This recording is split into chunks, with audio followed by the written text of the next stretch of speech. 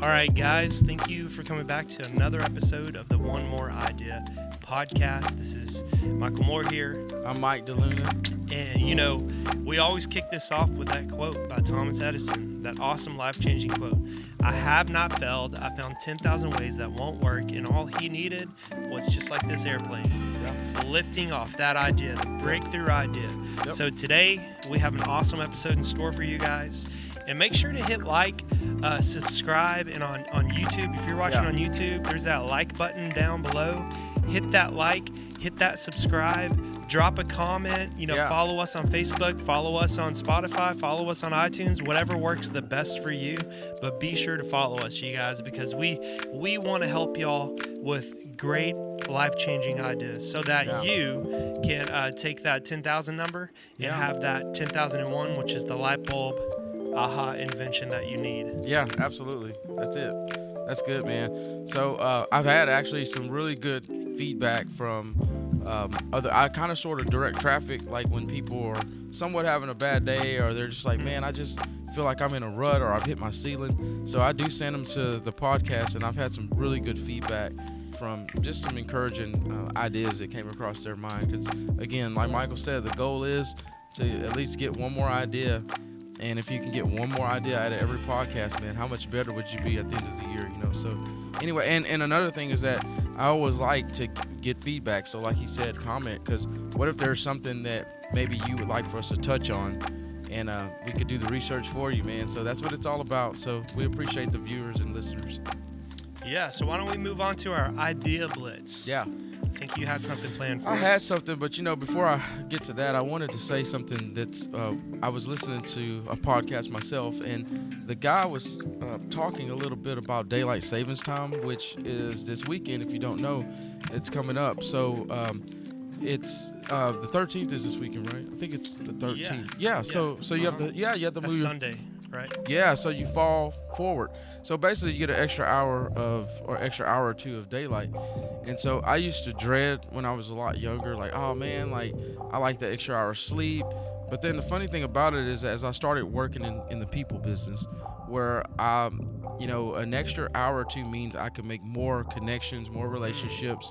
For me at work, you can stay out later without safety issues or worrying about if there's lights on at a house that you're showing. And so I just thought that I would throw that out there, because like some people literally are saying that they lose an hour of sleep, but there are other people that are saying, but I gain so much more daylight and I can do so much more with it. So are you a fallback guy, or are you a daylight savings guy? Like, are you looking forward to the extra time?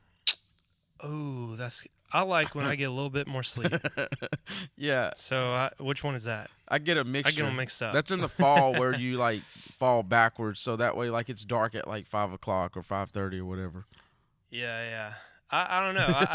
I kind of take it a day at a time. Yeah. And live in the moment. And when I think I just, like I said, I think I like it when I have a little bit more time in the day, which I think is what that's rooted in. The farmers just wanted a little more time. They did to do their work. That's good. And that's kind of, it's a little more time before it gets dark to spend time with the family, to work, to do projects, to do stuff. And I'm a doer. Okay. Well, good. But at the same time, I kind of do like going to sleep early because I'm most productive in the morning. Okay. So maybe I do like it when I have more time in the morning. I don't know, Mike. Yeah. I don't know.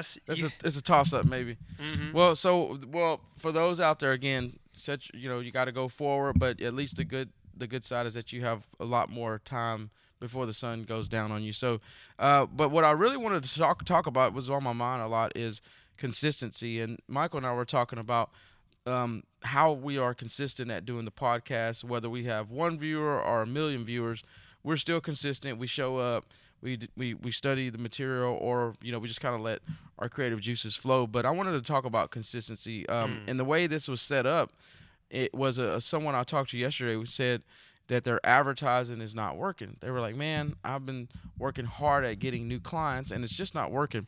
And I said, okay, well, let's talk about what you do to advertise. And she said, well, I do some ads, I do some Facebook marketing, I've had a newspaper ad or whatnot. And I said, well, how long have you done this campaign? And she goes, since January. And, we're sitting here at March, and I was like, well, and this is where the idea of consistency came in.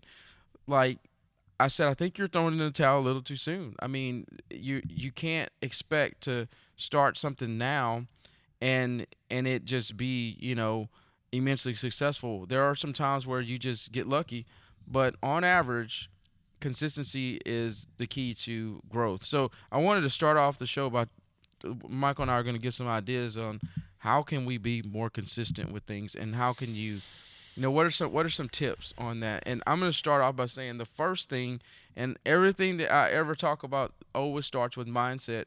I think you have to be determined that you're going to be consistent, and be determined that you're not going to give up on it. You're going to say, I'm going to give this a full year and see what happens within the year. And then after the year, I'm going to go back and analyze what worked, what didn't work, and I'm going to kind of change lanes. I'm going to kind of revise my plan for the next course of action. So number one, I would say you have to make it up in your mind that you're going to be consistent.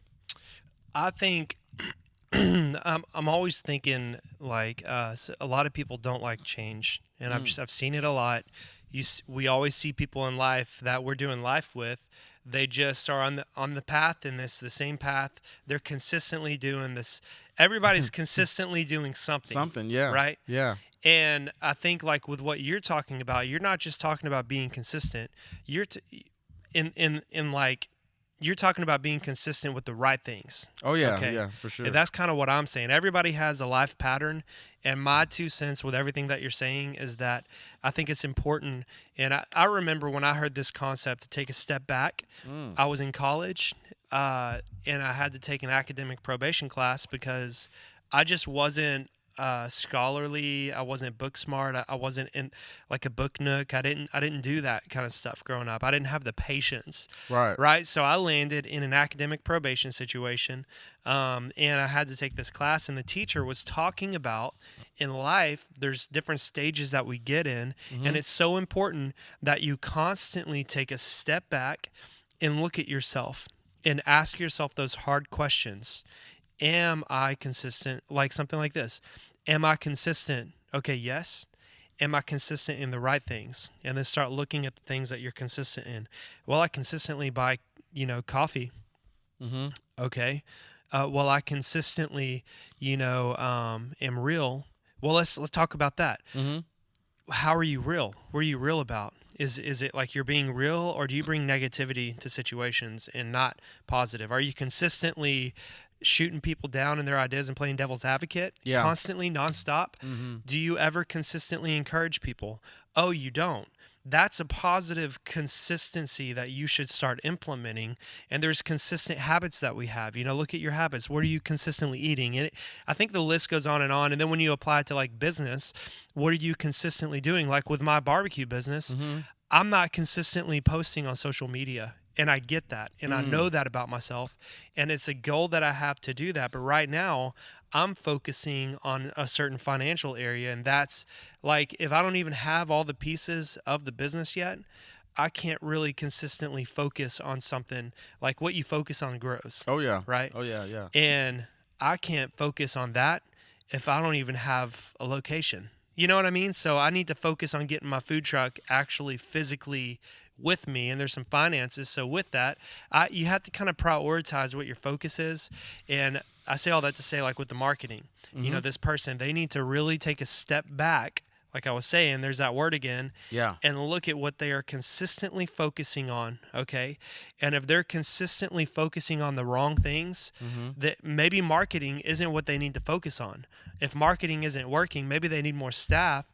Maybe they need to hire somebody who is going to do marketing, who's, experienced in it, who gets it. Kind of like we talked about in one of our episodes. Pay somebody to mow your lawn for you because they're good at it. They know how to do it. Yeah. Yeah, well, that brings me to an idea is, I was telling you about the Big Leap, that book I was reading, where it talks about operating in 4 different levels. And one of the levels that leaders operate in that they really should stay out of is the level of incompetence. And so there are times where like we feel like, and the reason why we stay in the level of incompetence is because we want to save $1 or $2. And I'll give you an example, like what Michael was saying. Like maybe I should pay a marketing person because a marketing person does this for a living. So they may be able to bring me more leads than my social media post or my, idea of marketing. And I've seen it before. I've seen some really bad things on social media and like, wow, you're a professional, but this doesn't look very professional, in my opinion, and maybe they think it is, but a marketing person could make it look so much better and maybe attract more business. And yes, you have to pay for it, but the mindset of some people is that, well, I could do it myself and save that dollar. But the problem is that you're operating in the level of incompetence, which is not good. So I'm going to say this based on what Michael said, and I'm going to kind of tee us up for our big idea today. But I think part of being consistent is making sure that what you're consistent in is being evaluated by someone that you actually look up to or somebody that is a mentor. And I say that because, like, how do you know or don't know if those habits or the consistency is actually going to lead you to that next level or not, if you're not talking to somebody that's already at that level? And so I think that's a good, like, kind of walk into what we're going to be really talking about today, which I'll let Michael introduce his big idea, but I think that it's going to be really, really impactful. So anyway, Yeah. So if you want to jump on that, man. I had one more blitz idea to add to all this. I just had it. We have Google right here, and I just want to show. I always like to show the power of the internet. Okay, and I just had this idea: breakthrough ideas. So here's 3 ways to systematically come up with breakthrough ideas. Imagination. Okay, just like brainstorming. This is exactly how Einstein developed his theory of relativity. He used to imagine what it would be like to travel alongside a light beam, and from this thought experiment came about one of the most profound and innovative breakthrough in science, the theory of relativity. Wow. It came from imagination. Imagining, hey, what would it be like to travel by a light beam? Yeah. Insight. Insight is the capacity to gain an accurate and deep understanding of someone or something. Oh, wow. So, and then the last one, challenging assumptions, which I think ties in to what I was talking about a second ago.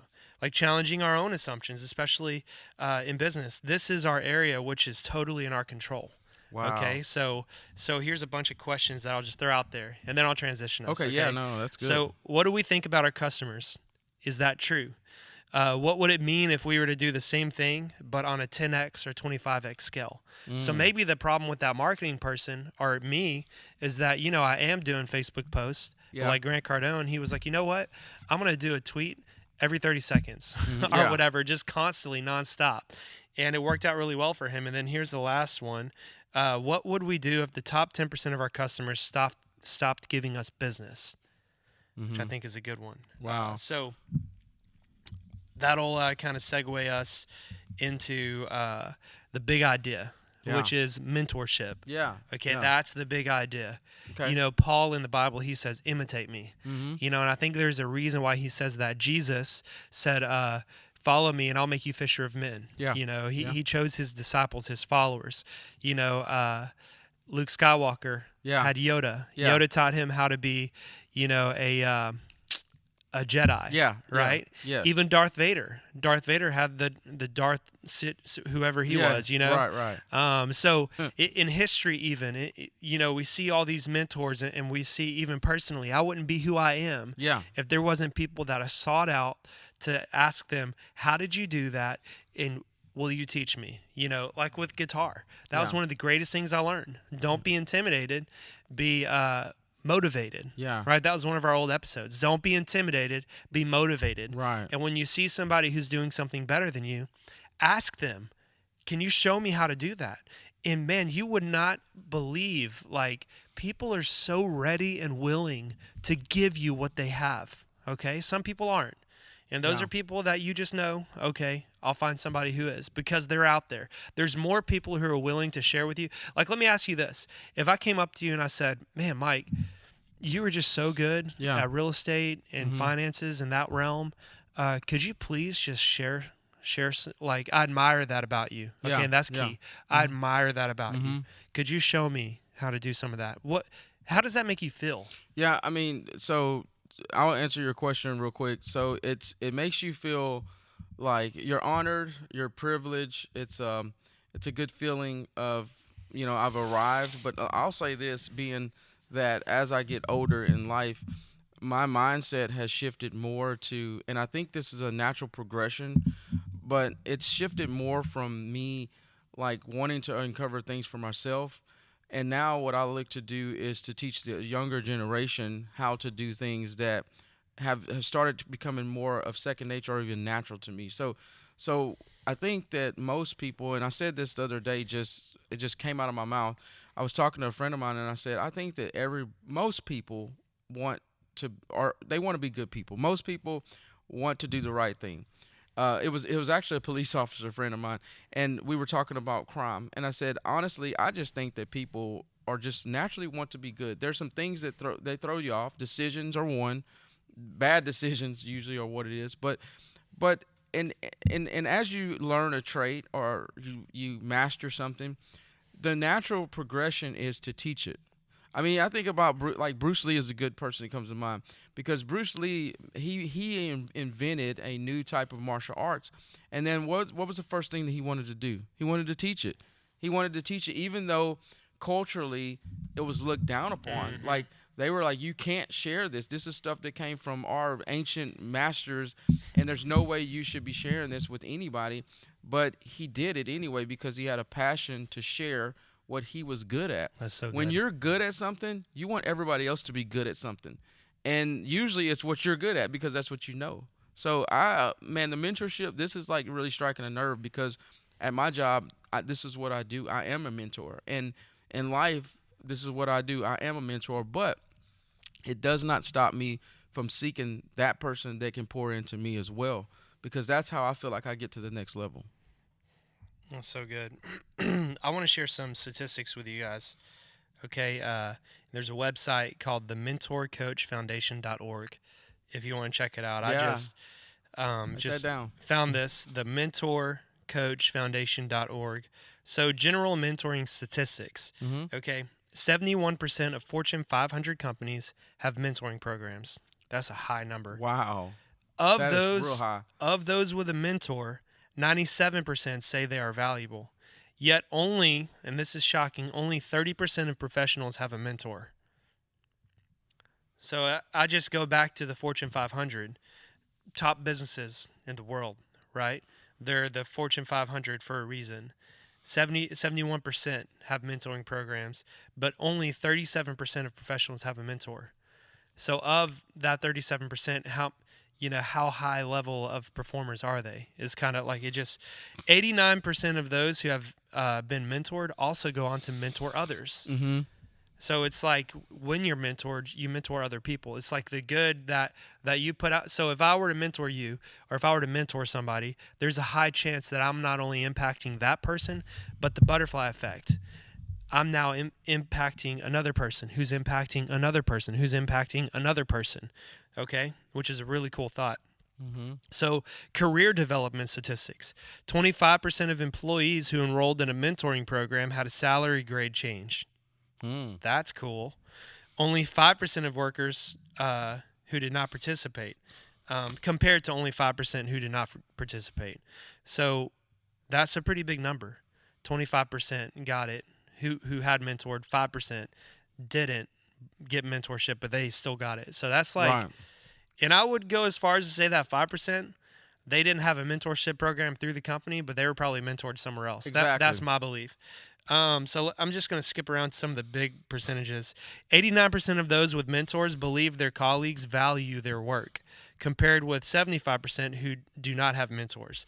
87% of mentors and mentees feel empowered by their mentoring relationships and have developed greater confidence. So do you lack confidence? Maybe it's time that you get a mentor so you have more confidence, right? Because somebody has showed you, and you believe, not only do you believe in yourself, but you have somebody who believes and supports you. Mm-hmm. So millennial mentoring statistics. 79% of millennials see mentoring as crucial to their career success. Wow. 63% of millennials say their leadership skills are not fully being developed. And what's shocking is that millennials will comprise more than 75% of the workforce by 2025. Yeah. Millennials intending to stay with their organization for more than 5 years are twice as likely to have a mentor than not. So that's 68% versus 32%. And it builds from there. So, and here's some mentoring for diversity statistics. Mentoring programs boosted minority representation at the management level from 9% to 24%. So is it kind of tough for you with your diversity background to navigate, the business field? Mentoring can help you navigate that. Yeah. Yeah. Let's see. Women are more likely to have a mentor than men. That's 54% versus 48%.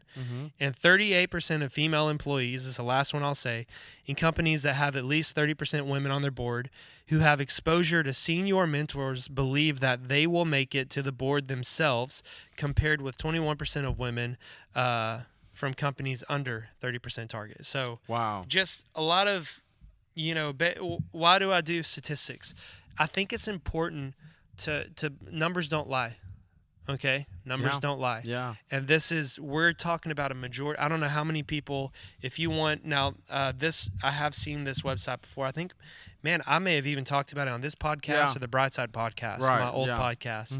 I know I've seen this website before, and this is a website that you can get mentoring from. It's the mentorcoachfoundation.org.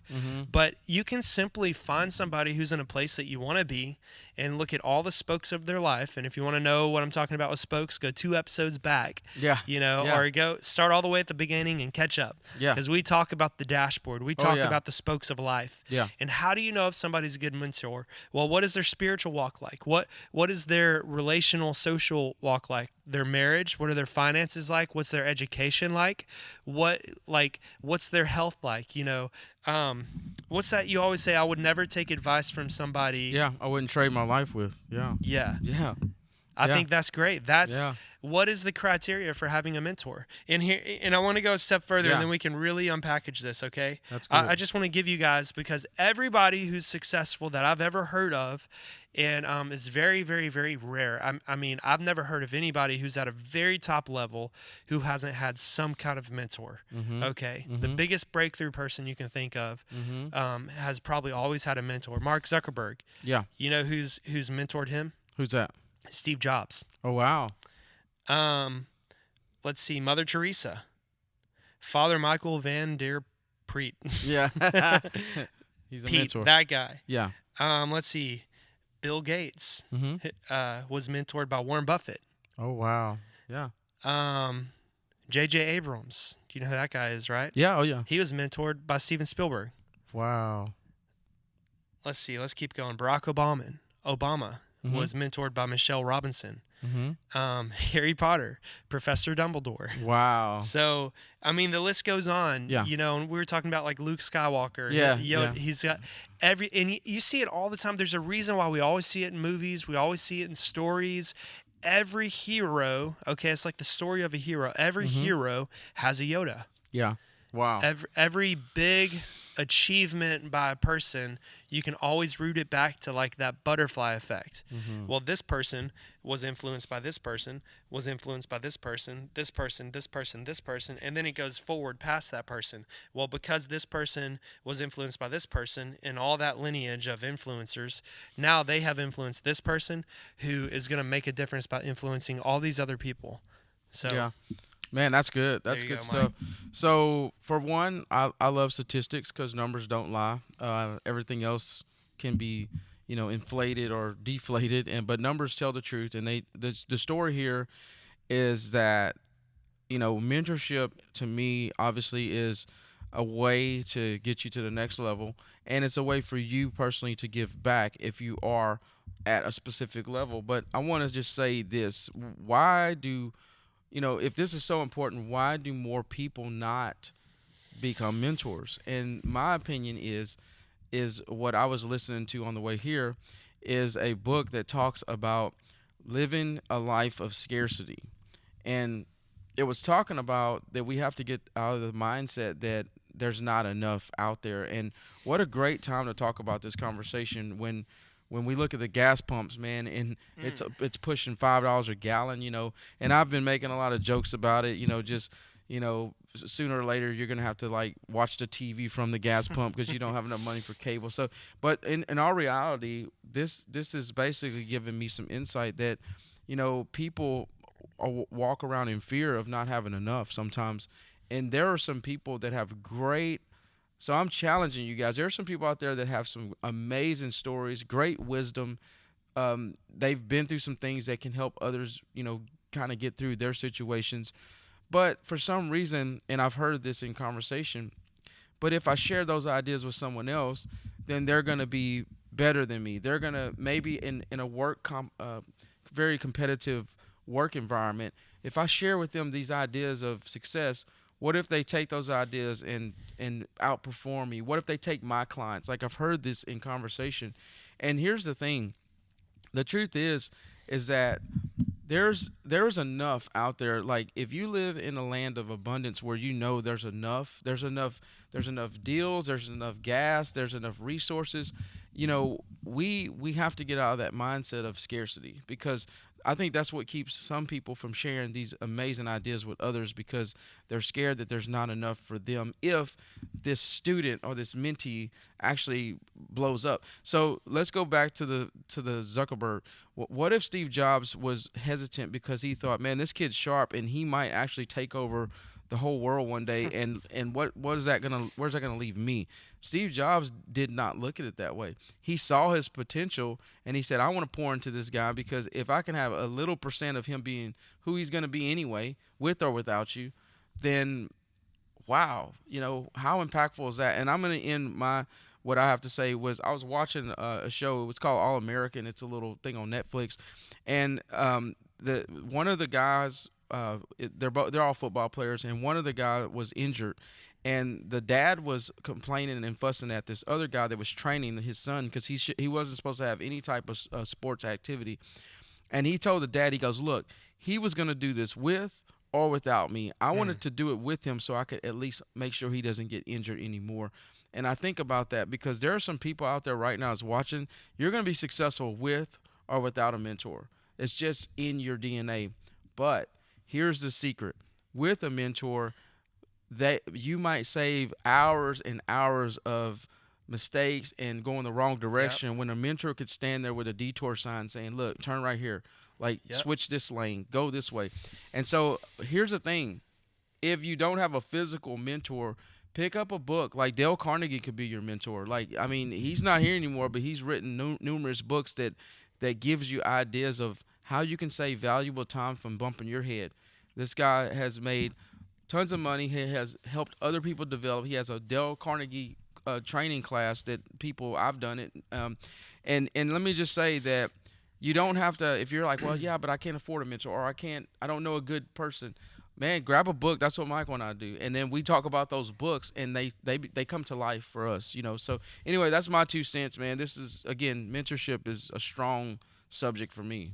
So we talk about, and I talked about it on my last podcast all the time, the Brightside podcast. The quality of your question determines the quality of the answer that you get. Yeah. So I want to ask you a good question. What if somebody were to say to you, I don't need mentorship. I can do it all on my own. Why do you always want a mentor? Why, and I get everything that you just said, but I can do this on my own. Mm-hmm. I've made it this far, and I'll keep doing good for myself. I can do amazing. Mm-hmm. I don't need a mentor. I don't need other people to tell me what to do. What would be your response? Well, that's a valid question, because again, I deal with some really strong-minded people that, like, they're business owners, and at one point, I'm not gonna lie, like, when I first was raised to the rankings of, I was actually over an office of about 100 people, and probably about five of those people were absolutely top. I mean, like, I knew their salary, and one of them made $500,000, like, easily. And here I am, a young kid in a sense, in his eyes, and now I'm sitting at the head of a table, having to. One of my job was to encourage, mentor, and coach these people, and I'm sitting there thinking, like, how am I going to do that? Like, this dude can pretty much run circles around me. What am I going to do, and what value am I going to bring to this guy? But I just said the word value. So here's what it is. You, in the absence of value, the only thing that matters is price. If you go to a grocery store, you're like, oh my God, like, I don't see the value in paying $5 for a gallon of milk. But if you have a bowl of cereal and you're hungry and you want cereal and there's no milk, I would probably pay $10 for that gallon because I want the cereal. Yep. The demand, right? Well, here's the thing. If you value getting to the next level, and if you value reducing the amount of pain that it takes to get there, then a mentor is a no-brainer. And the reason being is because here's some things that I've learned in life that there's no substitute for.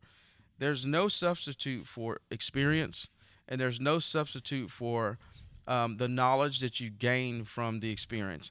And so I look at some people and I say, man, I would never want to go through what this person's going through. And then I've had people come to me and say, man, Mike, I pray for you a lot because I would not want to go through what you've gone through. But the truth is that, you know, my grief and my walk in life, you can't compare yours to mine because the way I deal with it is different than you. But my problem is no greater than your problem because it still affects you emotionally. It still affects you financially. It still directs the path that you're going. My point is this. A mentor that is qualified, and again, we're talking about qualified mentors, not just some guy that's just speaking into your life. That, you know, that may be a peer, or that may be just a friend of yours. A mentor is someone that has gone through some things, that has lived life, and that's willing to share his or her experiences with you for one reason and one reason only, because they, and this is going to sound so much like your parents, I don't want you to make the same mistakes that I made, right? I want you to do better than me. And a real mentor is cheering you on to even go higher than they. I mean, look at Mark Zuckerberg. That's a good example. Like Steve Jobs, man, if you don't know Steve, come on, man. Like, you got a smartphone, probably an Apple phone. But look at what Zuckerberg has accomplished just because Steve Jobs poured into him. Mm-hmm. Maybe he has this attitude, and I doubt it, but maybe he's thinking, well, I could have did it without Steve Jobs. Like, I would have done it anyway. But I assure you, if you interview Mark Zuckerberg, he's going to accredit his mentor for a majority of his success. And I do too. Like, I credit people that have touched my life. And I hope that people would do the same for me, because for me, the ultimate honor is somebody saying, I'm here. I'm winning a Grammy because my friend Michael first taught me guitar when I was 10 years old. Mm-hmm. And now I'm a Grammy-winning artist. How would that make you feel knowing I planted a seed in this young man when he was 10 years old, and now he's a Grammy artist, or a national skateboarding champion because I taught him how to do a alley or something. You know what I mean? So mentorship, guys, is, to me, next level stuff. And if you're 20 years old watching this and you're like, yeah, but I don't have anything to bring to the table yet, that's not true. Everybody has a story, and everybody's working on their book right now. So your experiences are enough to help somebody else that may be struggling along the way. You know. So I've heard it said like this: the two components of change. It's all narrowed down to, if somebody's going to change, it always comes down to these two things, and it's two very simple things that anytime somebody changes, it's always going to have one or the other. What's in it for me? Mm-hmm. And proof beyond a reasonable doubt. And that's the biggest reason why I provided the statistics. That's proof. We can see numbers don't lie. Me and you, we're proof. Yeah. All the legends, if you will, all the history, if you will, that's proof. There is proof that mentoring is not just something good to do. Okay? Mm-hmm. It is not just something like it's good to, like, okay, for example, to bring the shopping cart back to the little, area where it goes or whatever. I used to be the person that everybody hates. Yeah. I would just leave it. Yeah. But I just decided, you know what? It's just good to do. It's just good to bring it back. And maybe you too. Yeah. Don't bring it back. Yeah. But hey, that's okay. It's a good thing to do. And if you don't do it, that's fine. There's going to be a lot of people that hate on you, but because it might be like in their parking spot, it might be in the way, and then it puts more work on the work of the employee. But we just know that's just something good to do. Wow. That reminds me so much. is someone that a mentor told me one time years ago that there are two type of people. There's two people in the world. There are people that sweep the corners, and there's people that sweep in the corners. And let me explain that. If your parents told you, hey, here's a broom, go sweep the kitchen, are you the guy that gets all under the corners and puts it all in a dustpan and throws it all away? Or are you just the guy that just, there's a speck of dust over there, I'll just leave it.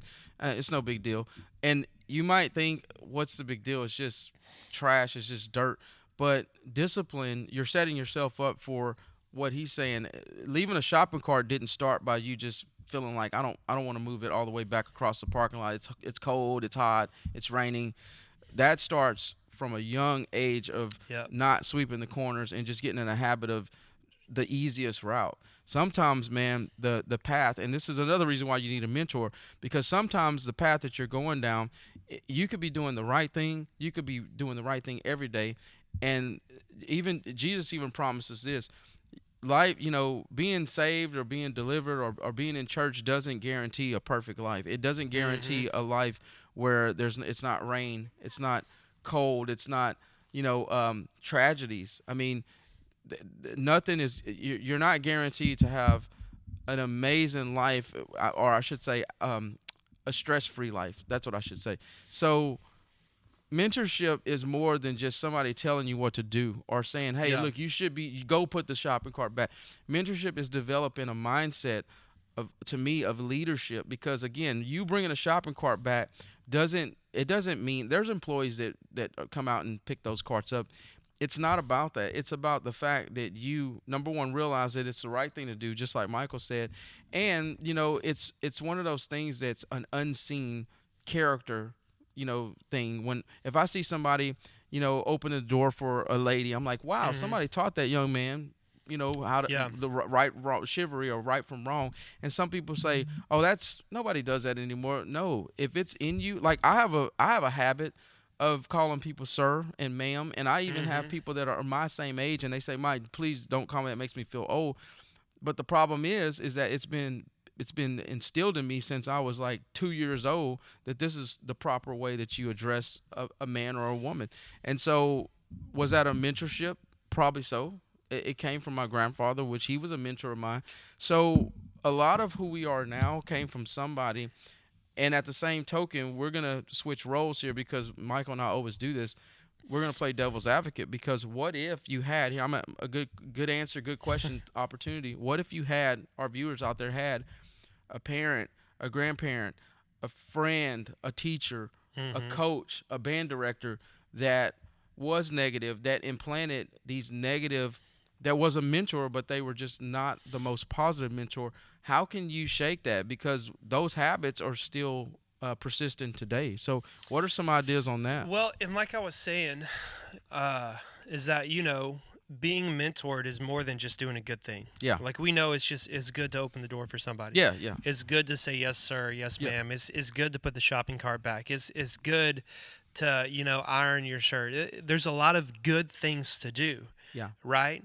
But having a mentor goes beyond just a good thing to do. Like you're saying, there may be some stuff like some blinders that you have, some blind spots is what we always call it in leadership, that unless you have a mentor with you, you might not ever know. You might think, I have it all figured out, I'm good, I don't need, I'm doing, in your mind, you think you're good, but there's things that it's going to take another human being, like even if you do all the things right, and even if you take a step back and are constantly looking at your life, there is still some things that a mentor can look at you and be like, hey, I see you, okay? I see everything that you're doing. You're doing great. You're doing really good. But if you tweak this one thing, it will greatly change your life. In fact, I thought I was doing good, okay, until in the past year I got mentorship from a guy. Yeah. And the first thing he did, he had me take, and we talked about it, he had me take like 5 or 6 personality assessments. And then I'm starting to figure out all this stuff about myself, like why I am the way that I am, and some ways that I can deal with other personalities that conflict with the way that I am, and some things that I can do, but all that came from a mentor. And today on this show, we've given you proof beyond a reasonable doubt on the value of it. And if anything's valuable, it's worth looking into. Oh, yeah. And then what's in it for you? And what's in it for you is that it could be the one, like, I love this question. What one thing, if you changed it and it got better, would make the biggest impact? Yeah. You know, and sometimes you might not even know. But if you get a mentor, that's what's in it for you. Well, you know, even the level of, you know, I would just say this, even this, some of us even are at a ceiling where you've done great by yourself. Like you've practiced an instrument. You've read a couple books here and there that's gotten you to the next level. You may be on track to be the valedictorian at your school. You know, who knows? But I'll say this: if you're at a ceiling and you feel like that, like I hear so many people say, you know, I'm doing okay. I'm operating at a level of excellence, I feel, but what's the next level? Is there a next level? And the truth is that sometimes what you need is a mentor, because again, a person telling you, listen, if you would just do 1, 2, 3, then you would be at the next level. I want to interject. No, something please, here. please. We're talking about ceiling and basement. I've heard you say it a lot. Yeah.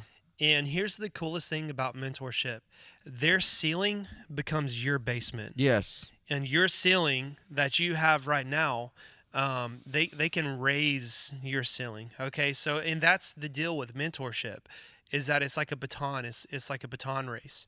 It's like, you know, I'm a mentor, but here's all of my ideas, my brain, my everything in this baton. It represents everything that I've achieved and how I've done that up to this point. Mm-hmm. Here you go. Open up your hand. Yeah. There you go. Yeah. There, it's yours now. Take it further than I did, and you know, your starting point from a mentor is where they left off. That's the coolest thing about mentors. So, you know, that's why the criteria of finding a mentor is so important, because you don't want to get mentorship. And people do it whether they realize it or not. Oh, yeah. You're being mentored by somebody. Yeah. Make sure it's the right person. Yeah. Make sure it's a baton that you want to take. That's why they always say, show me your friends and I'll show you your future. And you made a good point earlier. That's you true. said, are they really a mentor, or are they just friends and peers? Yeah. You know, because a mentor is not just a friend. They're not just somebody who is along for the ride. They're somebody to put NOS in your ride. There's somebody who's going to supercharge your ride. There's somebody who is going to help you go from neutral or reverse to like drive, or like shift it up to like overdrive into the, you know, a whole nother realm of gears that you didn't even know was possible, like this whole other threshold, because they're pushing the bar. They're pushing your level of what's you know, what you're able to accomplish, because they're showing you, they've paved the way, and they're showing you the steps to take to go down that route. Yeah. So, mentorship is like, I just can't believe when I encounter people and they're like, I don't need no mentor. I don't need no stinking mentor. Yeah. I'm just like, yeah, you do. Yeah. You do. You know, everybody does. And there's no shame in it. It's no shame, and I'll tell you this. Well, it's just, even like I've heard people say, you know, they don't want a therapist because they feel like, oh man, there's nothing wrong with me. But you know, the most successful people that have therapists, they go to a therapist when nothing is wrong with them. Mm-hmm. Like, it's not. I heard a pastor say one time, go to marriage counseling, and people say, well, but my marriage is fine, and say, yeah, but go to marriage counseling, because you go when, like, you don't come to church just when things are wrong. I hope not. You come to church when things are good too. So, but I was gonna make a point, man, that, you know, here's my aha from this whole episode, is that if you walk into a room and you're the smartest guy in that room, then you need to go into another room, because if you're going to grow, you have to, like, seriously, you have to be willing to rub elbows with people that are so much smart. Like, if I walked into this church and there are musicians here that are like on another level, then I'm in the right room, because I don't want to always be the most talented, the smartest, the most ambitious person in the room. It brings me back to a story I heard one time about a college athlete, that he was the number one football recruit in his area. His high school, number one, he dominated in his division and in his part of Texas. And he was doing an interview, and he went to a Division I school, and I want to say it was like Texas Tech or something to that, Baylor or something to that effect. And he said, man, they said, what's your biggest shock from going from high school to Division I ball? And he said that whenever I walked in a room, every athlete was the most recruited, was the number one athlete in their high school. Every athlete. He goes, so I was no longer a giant walking amongst little people. Now I'm equal to these other people that are just as talented. That's so good. And he said that brought his game to another level. He said that's what it was. So if you don't need a mentor, great. But if you're consistently the smartest person in the room that you're in, then maybe you're in the wrong room. Because how are you going to ever grow when everybody else is looking at you for answers? You have to surround yourself with people that are more talented, more smarter, more gifted, more everything, and then you're going to notice your game to start to go up. Yeah, that's great. A great encouragement and great advice. Not always the easiest to do. No. But I think I was saying earlier, don't be intimidated, be motivated. Mm-hmm. And I'm sure that's probably what happened to the football player. Yeah. At some point, he probably had a mentor who told him something like that. Hey, if you're around people who are more talented than you, what can you learn from them?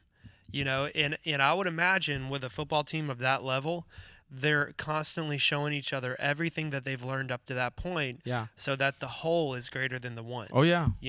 Like Michael Jordan. He realized if he wanted his team to get to the next level, he wasn't just the greatest of all time. That team was the greatest of all time. Right. And they won how many championships? Seriously. 7 or 8 or something? Yeah. I mean, because he made a decision, he realized, you know what? He was going to mentor his team. Yeah. He was going to show them how to practice right, show them how to exercise right, and then we see, go watch The Last Dance. It's one of the greatest, most encouraging, inspiring documentaries I've ever seen.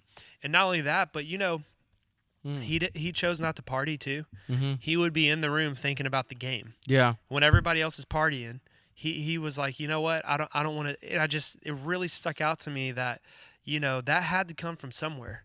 That mindset had to come from somewhere. Oh, yeah. And I would be interested to know who his Yoda was. Yeah. Because I'm sure I maybe a little bit about it. Well, I think at NC, he went to North Carolina. And when I was out in North Carolina, they idol, Michael Jordan is it, man. When you land and you're right there by Chapel Hill where he went to college, everything is Michael Jordan, even now. And so I want to say it goes back to his basketball coach, and obviously he was kicked off the high school basketball team, so it probably wasn't his high school coach. But I think when he got to college, his coach took him under his wing, and of course we can do research, but there's always somebody. The greats always had somebody, and you even mentioned before we even started recording Rocky. Everybody knows Rocky Balboa. Mickey was his mentor, the old guy. And Mickey, even as Rocky progressed to Rocky 6, 7, and 8, however many versions of that movie, he always would reminisce about the things that Mickey planted. Mm-hmm. And Mickey was his foundation. Mike Tyson, same thing with Mike Tyson. This guy was out of control. He was in New York, beating everybody up. And a mentor found him and said, dude, you've got so much talent. You just have raw talent. I'm going to show you how to turn that into a profession where your aggression can be used for good, make you money, but also make you a star. And Mike Tyson followed his lead, and everybody knows who he is. So you can always find somebody that's successful and go backwards and say, who developed this person? And there's always a person. There's a Yoda. There's always a Yoda. Karate Kid. Yeah. Mr. Miyagi. Mr. Miyagi was there. That's a great example because everybody remembers the wax on, wax on off scene.